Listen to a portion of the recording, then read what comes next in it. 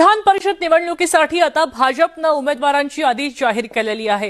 या यादीमध्ये नावं आहेत एकूण 11 जणांची। भाजपनं पुन्हा आता आयारामांना संधी दिली असं बोललं जात आहे।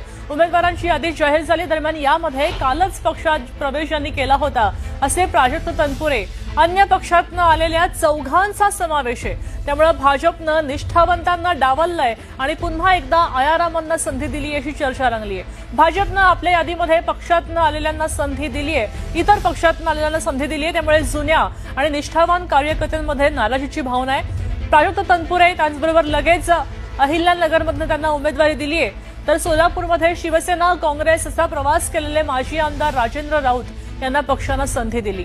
नांदेडमध्ये अशोक चव्हाणांचे निकटवर्तीय आणि काँग्रेसचे माजी आमदार अमर राजूरकर, तर धाराशिव लातूर बीड या जागेवर काँग्रेसचे माजी आमदार बसवराज पाटील यांना उमेदवारी दिली आहे। पाटील यांच्या